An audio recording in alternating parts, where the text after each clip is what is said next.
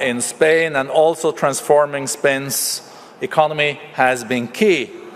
I think we all have studied with great interest your labor market and pension reforms. They could be an inspiration also for other countries, and also that you are able to reinforce social rights and socio-economic protection while improving the business environment and overall Spain's competitiveness. You've shown it's possible to do both, to work for inclusiveness but still have growth in your economy. So Europe is a major focus at this annual meeting, and you're also been an advocate for Europe playing a stronger role in global affairs, and Spain has taken on an active role in the region under your leadership, and also in the new geopolitical context, and also related to Russia's totally unacceptable invasion of Ukraine, where you have been a leading voice. And, Mr. Prime Minister, you will also be hosting probably the most consequential NATO summit in decades in Madrid, at least in Spain, end of June. We are so much looking forward to hearing your speech and having a dialogue with you. So thank you and welcome back. Muchas gracias. The floor is yours, Mr. Prime Minister.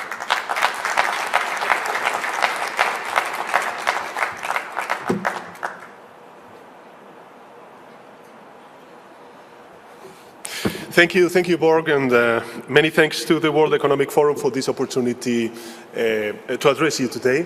It is both an honor and a pleasure to be back in Davos after the COVID-related hiatus. My dear friends, I was still a teenager when the Berlin Wall fell and the Soviet Union collapsed.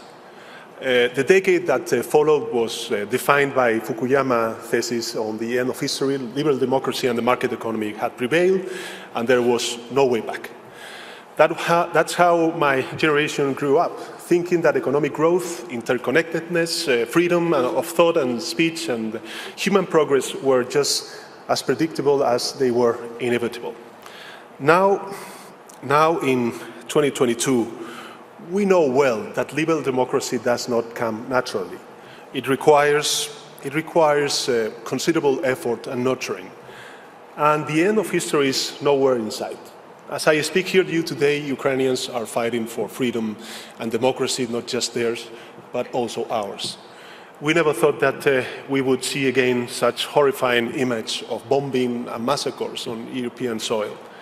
Names like Bucha or Mariupol have become synonymous of barbarity and war crimes that cannot go unpunished. I can only reaffirm the admiration that I dare say all of those present here today, feel for the courage and the dignity of the Ukrainian men and women in the face of Putin's aggression, brutal aggression. Today, they embody the true defense of our common European values. This illegal, irrational, and unjust war is causing suffering and despair in Ukraine and beyond. We are witnessing the largest human exodus since the World War II, with over 6 million people fleeing the country and a further 8 million internally displaced people. But this is not just a local or even a European conflict. This is a major international crisis with consequences for all of us, regardless of where we come from. And we must be fully aware of what is ahead of us.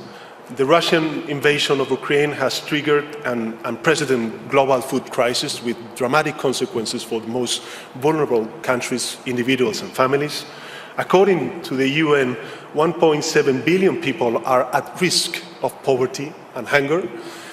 The countries most dependent on food imports face unprecedented shortfalls while their populations are suffering the effects of record food prices. At the same time, some countries are adopting unilateral trade measures, making it more difficult to meet global demand. Food insecurity is a catalyst, we know all of us, for social instability and often armed conflicts. Therefore, it is, I would say, imperative that we make every effort to restore food production and trade system and achieve food security for the most vulnerable. And Spain will do its part. I want to take, my dear friends, this opportunity to reaffirm my country's support for Ukraine and our resolve in helping ensure that Putin does not achieve his goals. Spain has, as you said before, again set an example of solidarity. Ukraine can rest assured that we will welcome Ukrainian refugees in our country, now totaling well over 100,000 for as long as needed. We will also continue to back, as we have done so far, the thoroughest sanctions against the Putin regime and providing humanitarian aid and assistance to Ukraine. Our support is firm and unwavering because we know what is at stake. The territorial integrity of a sovereign country that lives, dreams, and well-being of its citizens, and the cause of international law, of liberal democracy, and of course, of the European Union. Make no mistake, Putin's brutal aggression against Ukraine is also a direct attack on the European Union and all it represents. By responding with unity, as we did, and determination, the European Union is not only defending the basic principles of the international order, it is preserving the very values that underpin it since its foundation.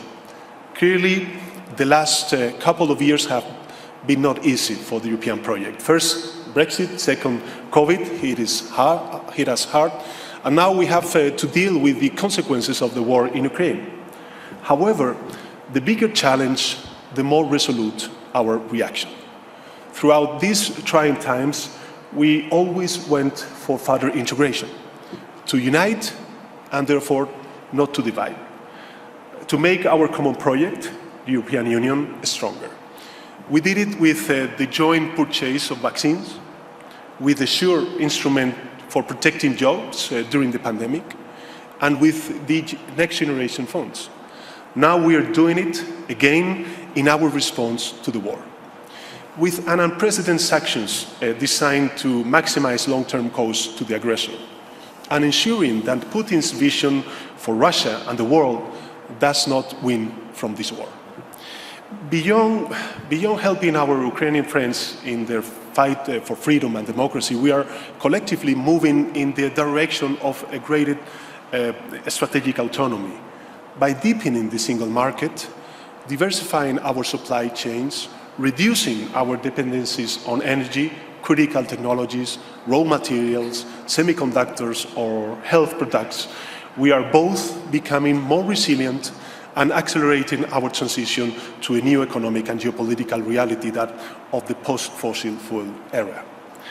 The same logic, my dear friends, guides the initiatives to strengthen European defense. We want to reduce our strategic dependencies and invest not just more, but better, in increasing our security and defense capabilities, and we certainly must show the highest degree of ambition in promoting a renewed social agenda for the European Union, because combating inequality and fostering social cohesion is the only way to achieve our goals of progress, prosperity, and welfare in the most efficient manner.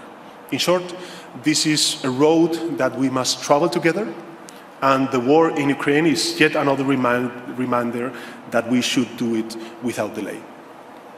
My dear friends, of course, Russia's aggression is altering the global economic outlook. We are coming out strong from the COVID crisis, but our economies have been severely impacted. From high energy prices fueling inflation to worsening consumer sentiment and supply chain bottlenecks. Spain is obviously not immune to this shock. After devoting nearly 80 billion euros of public resources in 2020 and 2021 to combat the impact of COVID-19 on our economy, we have recently approved a package of 16 billion euros to mitigate the effects of the Ukraine conflict on Spain's households, SMEs, and specific sectors. Since well before the start of the war, my government, the Spanish government, has been at the forefront of efforts to weather rising electricity prices across the European Union through temporary taxes cuts and subsidies. More recently, the European Council approved a 12-month price cap for the Iberian Peninsula on gas used to produce electricity, which will soon be implemented. This will allow us to bring down prices, shielding households and business from the extreme volatility and potential price spikes in energy markets. Once again, we have to fight against adversity, overcoming extreme, external, unpredictable factors that have a major impact on our lives. Yet, there are inherent strengths in the Spanish economy which give us reasons to be optimistic. The Spanish economy grew by 6.4% year on year in the first quarter of 2022, and we estimate the growth will reach 4.3% for the year, for 2022, one of the highest rates among advanced economies. Employment is up, the fiscal deficit is down, and two central sectors of our economy, the export sector and the tourism sector, are recovering the pre-COVID levels and are acting as the engines of this growth. In other words, we are containing the damage much better than other economies. Looking at the medium and to long-term outlook, we believe the fundamentals of the Spanish economy are even stronger. More importantly, the Spanish government has a clear roadmap for the modernization of the country. Let me highlight three key pillars of our vision. The first one is the implementation of the Next Generation European Recovery Plan. Last year, we launched an ambitious 6-year, 70 billion euro recovery, transformation and resilience plan that is already transforming our economy based on 4 fundamental drivers: the green transition, the digital transformation, social and territorial cohesion, and gender equality. Now, I can proudly say that Spain is by far the country most advanced in everything related to the development or deployment, of next generation European funds. We were the first country, along with Portugal, to have our recovery plan approved by the European Commission, the first to receive a disbursement linked to the achievement of milestones and targets, and again, the first to request a second disbursement. And we are accelerating its implementation since the start of the war in Ukraine, because the answer to ending our dependence on Russian gas and oil lies precisely in the decarbonization of our economy. But speed alone is not enough. We also have to put the money where it is most needed. With this in mind, we have created an innovative instrument to enhance public-private collaboration, the strategic projects, or PERTEs, as we call them. PERTEs are born to become a driving force for economic growth, employment, and the competitiveness of the Spanish economy. They are instruments for promoting and coordinating high-priority, complex investments in strategic sectors where state intervention is needed to supplement private initiative. They will channel more than 30 billion euros in public funds, 30 billion euros in public funds, and should mobilize around 4 times as much as private funding. We have already approved 10 strategic projects in areas such as electric and connected vehicles. The car industry is very important for the Spanish economy, renewable energy and green hydrogen, water management, circular economy, health, aerospace sectors, among others. And precisely today, my government is approving a new landmark strategic project on microelectronics and semiconductors. With over 12 billion euros of public investments, we want to become the best partner for the industry in its efforts to expand and diversify microchip production to address growing demand and supply chains disruption. Spain will not lose the race for the most advanced technologies. Our country wants to put at the forefront of industrial and technological projects, and the strategic projects on semiconductors prove it. The second pillar is the ambitious reform agenda that my government has put in motion to address the structural problems of our economy. It consists of over 100 structural reforms based on the European Commission's specific recommendations for Spain and linked to our recovery plan. Let me highlight 3 areas where we are concentrating our efforts. First, green transition and the fight against climate change. We are channeling 30 billion euros, 40% of Spain's next generation funds for the decarbonization of our economy. These investments are coupled with ambitious reforms to fight against climate change and boost circular economy, self-consumption and sustainable mobility.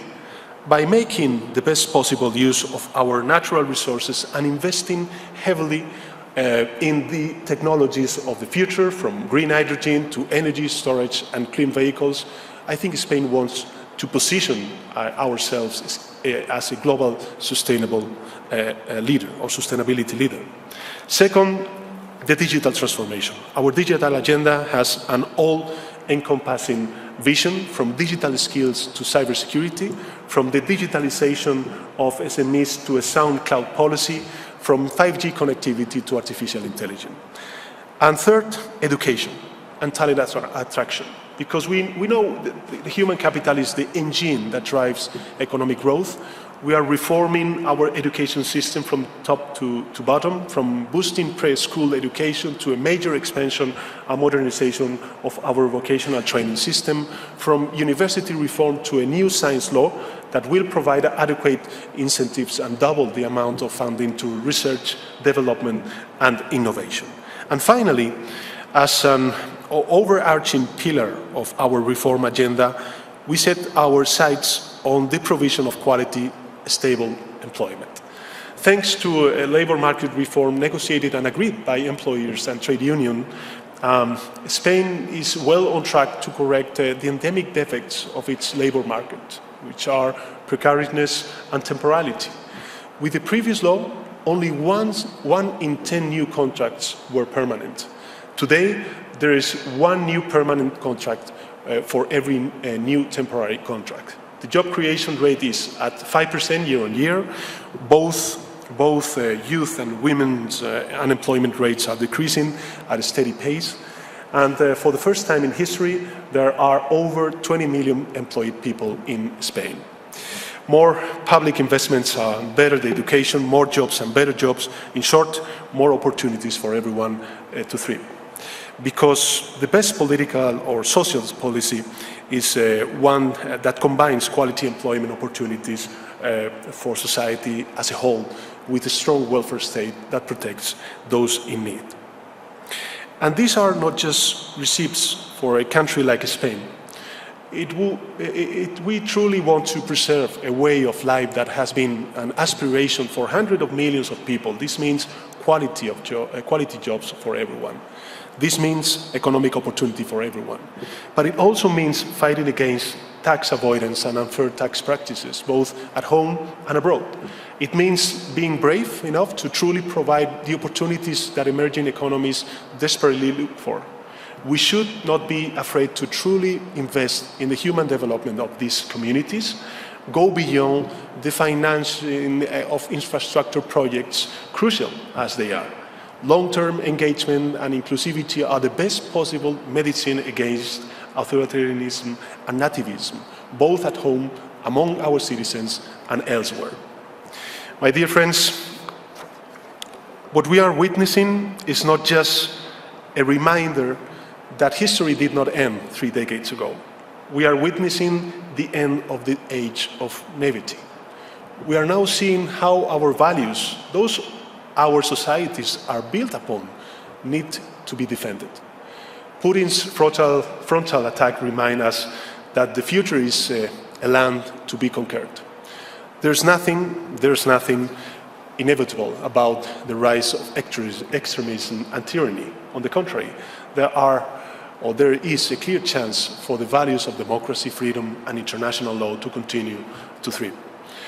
It is time to feel confident in ourselves. Let us not fear the forces that threaten to derail the future with the terror and hate. We have the most powerful weapons if we use them wisely. Because democracy, multilateralism may get messy, noisy, imperfect on occasion, but we know they are the only road to peace and freedom in the long term. George Orwell once famously wrote, and I quote, "Who controls the past controls the future, and who controls the present controls the past." My final message for you today is that we must be brave about the present, not to control the past, but to earn the future. The time for complacency is over. If we stay determined, reason, freedom, and democracy shall prevail. Thank you. Gracias.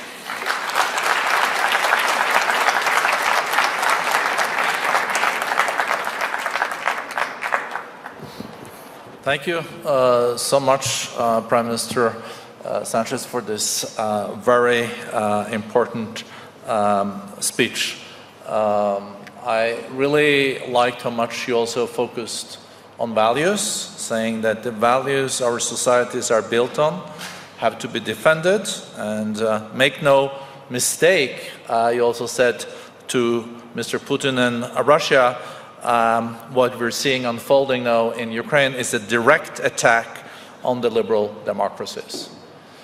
I'm so glad that we have leaders like you in Europe standing up for these values, and you also addressed the strategic autonomy concept in Europe. That has been about supply chains, it's been about the single market, but I guess that this is also more now about security and defense. And how do you see the European Union developing on those topics, on the strategic autonomy, on defense and security? Does Europe need to step up and take more responsibility for its own defense and security, and not relying also so much on external partners? Well, thanks for your words. Just a quick comment. I think that it is also very important to share with our partners abroad, abroad the European Union and the Western, I would say, community, that this challenge that Putin is tabling affects all the world, and this is a global crisis, and it is important to isolate Putin's in the international community, and this is something that we are, doing with conversations that we have, in my case, with many leaders in Latin America, because I think it's very important to keep in mind that this is a global challenge. Just to remind that Russia is a permanent member of the UN Security Council. And what is now at stake is the international order that he is not, fulfilling or respecting. But going to your question on strategic autonomy, I think that Spain was, together with Holland, the first country to launch a non-paper to define what are the characteristics of this new, let's say, expression, strategic autonomy. And just give some quick ideas. The first one is open strategic autonomy. This is not to foreclose in European Union, to implement a new protectionism economic policy. It is the contrary. I think it's very important to open European Union to create new ties on trade with other regions. For instance, why not with Latin America? I think this is also very important, and this is a huge opportunity for the European Union. So open a strategic autonomy. Second, I think that not only because of the war, but also because of the pandemic, the Europeans, we realized that we need to reduce many vulnerabilities that we have. For instance, on health products. And that is why I think it's important to reduce our vulnerabilities and to increase our resilience. Health products, of course, energy, raw materials, semiconductors, microelectronics, and, as you mentioned before, defense. And I would just like to add regarding defense in this reflection on strategic autonomy, I think it's important the complementary vision between the European Union and NATO. I think that one of the biggest mistakes that Putin has made is to underestimate the reaction of NATO and the European Union. And before the war, before the invasion, there were very important actors reflecting on what to do with NATO. And I think that we realize how important it is to keep this strong alliance between our partners in the US, Canada, and other parts of the world. So, we're very excited to host this very important meeting in Madrid next June, and I think it's going to be a very important message for the international community, especially for Putin, that NATO and the European Union reinforce our alliance. No, thank you for so strongly underlining also the importance of the transatlantic relationship. And you will be hosting the NATO summit, as I also said at the introduction, probably the most important NATO summit in decades. So what do you expect as outcomes of the summit? Well, I think that the first and the main outcome of the summit would be the unity. Unity among allies, unity between NATO and the European Union. For instance, we are working and preparing an informal dinner between member states of the European Union and the NATO allies, which some of them are not included in NATO, as you know. Second, I think it's important to define our strategic concept, which is the strategy for NATO over the next years. I think it's until 2030, sorry. And from us, from Spain, it will be very important to have a strong message on the southern flank. It is important, of course, to face the challenge on the eastern flank that Putin is, tabling. But I think it's also very important to keep in mind this 360 degrees strategy of NATO, and to develop this idea with a strong message of the southern flank security concerns that we are also facing in some sub-Saharan countries. And finally, of course, we are going to welcome 2 new countries in NATO, and of course, I think this is also very important for the European Union stability and for the NATO future. So Finland and Sweden will be there in Madrid? Yes, of course. And you see, as President Biden, you see a clear track for them for membership? Well, I can only speak from, as Prime Minister of Spain, but so far I think that the ambience and the environment and of course the political will of the allies is to welcome these 2 countries. And of course in Spain we are going to accelerate all the parliamentary process in order to fulfill with our commitment with these 2 countries that are, of course, very important, not only for NATO, but also for the European Union stability. There are big democracies, very well established and consolidated democracies, and of course, I think it's also very important for NATO and the European Union to have them on board as NATO allies. Well, thank you. And I wanted to come back to also the reforms that you are undertaking in Spain. You're not complacent when it comes to climate change and the green transformation, also the new technologies, and also the labor reforms. So what is the success recipe behind the rebooting of the Spanish economy? Because unemployment is going down, you also see more investments, growth is back, and you have also been able to do this with launching new reforms. Many economists say it's not possible to start with those labor reforms and pension reforms and then create growth. First you have to do the growth, but you have combined this. Can other countries learn from your example? Well, we are happy to share our experience with the rest of the countries, but I would say that, first of all, the economic response from the European Union during the pandemic was outstanding, because there was actually an alignment between the monetary policy and the fiscal policy, and this is something that we have to keep in mind when we regard and we face the terrible consequences of the war for Europe.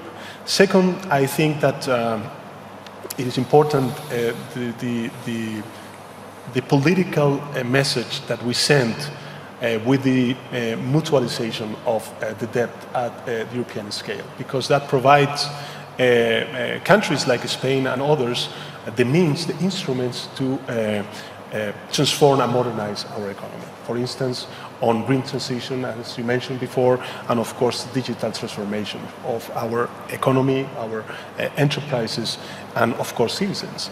And this is something that we are profiting. We are profiting on investments, but also on reforming our educational system, as I mentioned before, our energy system, or of course,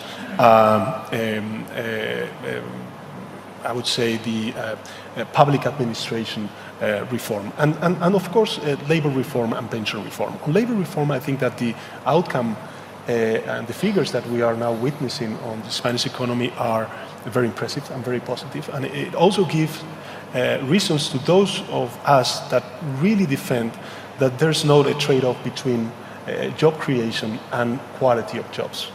At the end of the day, one of the major challenges that my economy, my country, Spain, has is to increase productivity. And productivity is related, of course, to precariousness and temporality. And this is something that we are facing with this new labor reform, which, by the way, was agreed with the employers and the trade unions. And I'm always thankful for the commitment with their country in very difficult moments as the ones that we faced with the pandemic and now with the war. I think it's also a question of the legitimacy of a social market economy that also wealth trickles down, because we have seen growth, but the legitimacy is also based on inclusion. But coming back to... Absolutely, and I think it's also very important to keep in mind that sometimes politics is overestimated. It's very important to have the private sector on board. I think one of the major lessons that we learned from the pandemic and nowadays with the war is the need to create this public and private partnership. This is what we are doing when we are, creating these strategic projects, the PERTES, because indeed, at the end of the day, the private sectors also need the commitment from the public administration. And this is something that I'm, very thankful to the private sector, many of the companies that are here in Davos. And I think that, we have good fundamentals, very strong fundamentals, sorry. And this is also thanks to the participation of our employers and big companies of our economy. Thank you for that, Mr. Prime Minister. I think you're preaching to the choir, but you're also walking the talk, because we have seen the power of public-private cooperation on climate change. We're seeing companies now pledging to go net zero, companies also taking the ESGs very central. I think more and more companies also see, if you want to attract talent, you have to be in the forefront of these very important values. And I think it's also very important to reaffirm this commitment today, because perhaps for some leaders, this war could be used as an excuse not to fulfill with their commitments on climate. And this is also something that we have to keep in mind. And definitely Spain is committed with these climate goals, with the Agenda 2030, and of course, with the mitigation and adaptation to this global threat, which is climate change. We shall not forget that for climate change, we don't have a vaccine. And for that, we need to strengthen multilateralism and, of course, not to forget the biggest threat that we have ahead of us. No, thank you so much for underlining that, no vaccine against climate change. That's going to be hard work, and decoupling, yes. And also introducing the freedom fuels. Absolutely. And I think you're doing well on the freedom fuels? Yes, actually, well, I think that since, we started 4 years ago, together with the enterprises, with the private sector, to draw and to imagine energy transition in Spain. I think that we are, we have we have the fundamentals, we have the means, and the only thing that we didn't have 4 years ago was the strong political commitment to face this green transition. But nowadays, last year, 57% of our installed capacity is renewable. So I think it's, it also shows the commitment of Spain, its society, and of course the Spanish government. No, thank you so much, Prime Minister, for your commitment to the values for liberal democracies, also for your reforms. Thank you for coming back. Thank you for also being a leader in the green field. It's always a pleasure to have you. Muchas gracias. Muchas gracias. Thank you. Welcome back.